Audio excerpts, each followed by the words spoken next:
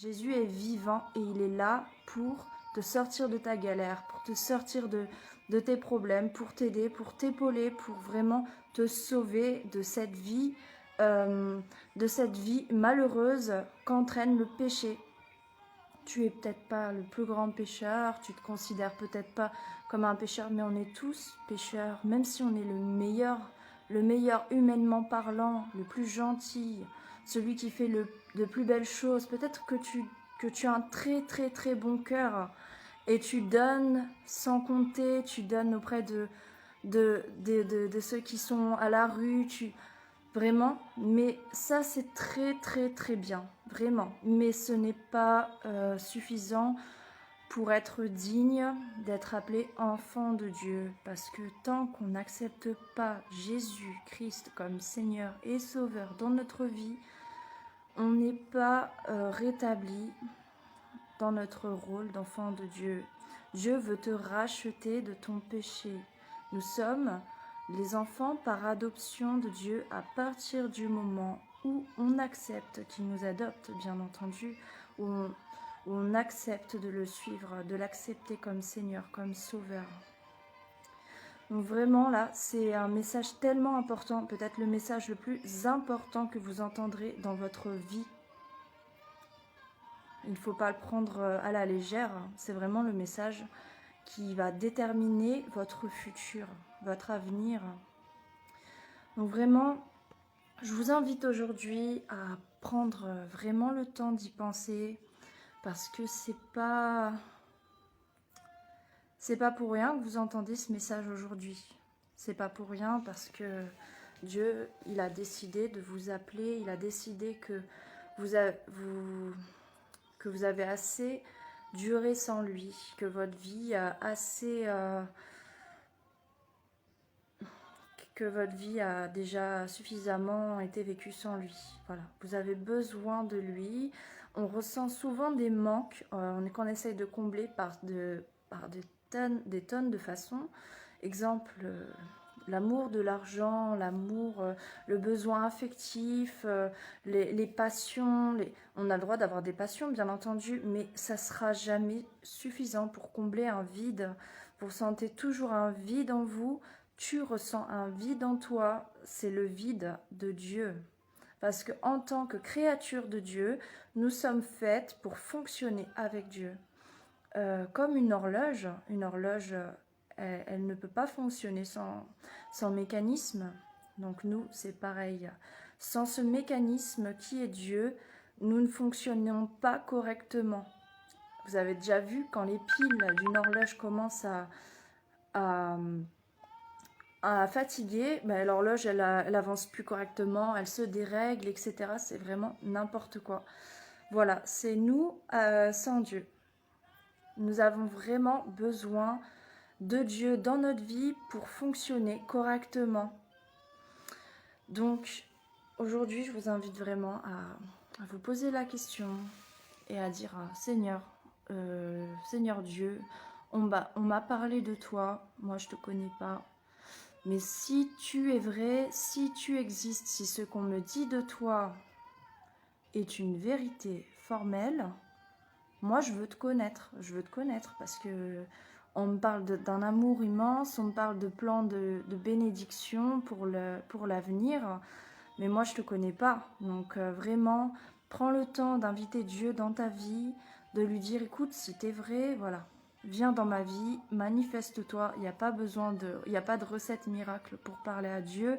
Tu lui parles comme à ton ami, dans ton cœur, dans ta tête, dans ta chambre. Il n'y a pas besoin d'aller allumer un cierge à l'église, d'aller faire des rituels, d'aller voir quelqu'un pour se confesser avant. Non, tout ça c'est... Non.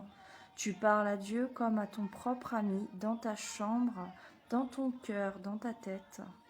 Et tu lui confies tes péchés. Tu lui dis, écoute, c'est vrai Seigneur, je reconnais que je suis pécheur parce que je savais pas, j'ignorais en fait, je savais pas. Donc vraiment, pardonne-moi, aide-moi à connaître, à me connaître mieux, à savoir ce qui est mauvais en moi, le détecter vraiment et arriver à changer, quoi, pour être quelqu'un de meilleur. Et vraiment de donner notre vie à Dieu. On ne devient pas parfait, mais on devient meilleur. Et ça, c'est le but. Devenir meilleur, quelqu'un de meilleur, avancer, c'est quelque chose de très important. Ce n'est pas par nos propres forces, mais c'est Dieu qui change tout en nous, en fait. C'est Dieu qui change les choses, qui nous... En fait, son Saint-Esprit, le Saint-Esprit de Dieu, quand on le demande à Dieu, on dit « Seigneur, change-moi par ton Saint-Esprit », il vient dans notre vie et il nous montre ce qui ne va pas, ce qui va, ce qui est bien, etc. Et il change tout en nous. C'est une repentance. Une repentance, c'est un changement de mentalité, comme je l'ai entendu aujourd'hui dans une prédication du pasteur Claude Payan. Un changement de mentalité, c'est vraiment un changement d'opinion, mais c'est pour notre bien, ça nous apporte que du bien, que des bonnes choses. Il n'y a aucun regret. En fait, dans ce monde, vous ne trouverez pas cet amour que vous pouvez voir à travers Dieu. L'amour, il est de Dieu. Et dans ce monde, sans Dieu, ce monde est fade. Vous voyez de plus en plus de gens se haïr, des guerres, des crises, ce qu'on voit en ce moment. Donc tout ça, c'est les conséquences du péché, entrées dans le monde. Et Dieu veut vous en épargner, veut vous séparer de toutes ces choses. Il veut vous bénir. Donc vraiment, je vous invite à faire ce pas vers Dieu. Voilà. Je vais vous lire un ou deux versets de l'amour de Dieu dans la Bible qui sont vraiment très, très fortifiants. Lamentation 3.22. Alors, c'est un livre écrit par Jérémie, un prophète de la Bible. C'est Lamentation, chapitre 3, versets 22 à 23. Les bontés de l'Éternel ne sont pas épuisées. Merci Seigneur. Ses compassions ne sont pas à leur terme. Elles se renouvellent chaque matin. Oh, que ta fidélité est grande. Et plus bas, au verset 25, l'Éternel a de la bonté pour qui espère en lui, pour l'âme qui le cherche. Si tu cherches Dieu de tout ton cœur, il va se montrer. Tu ne peux pas reprocher à Dieu d'avoir laissé faire des choses horribles dans ta vie si toi-même tu n'as pas cherché à ce que Dieu intervienne dans ta vie. Tu ne lui as pas confié ta vie. Tu ne peux pas lui reprocher quelque chose que tu ne l'as pas confié, que tu n'as pas remis entre ses mains. Donc voilà, vraiment, je vous invite à réfléchir sur ce sujet. Dieu est amour. Toutes ces choses que vous voyez dans le monde, ça ne vient pas de lui. Il est juste malheureusement triste de tout ce qui se passe. Oui, il est tout puissant, mais Dieu n'est pas un dictateur. Il n'impose pas ses bienfaits à ceux qui n'en veulent pas. Il ne l'impose pas, mais il reste disposé. Il reste à la porte. Il attend qu'on demande de l'aide. Il attend qu'on se tourne vers lui. Voilà.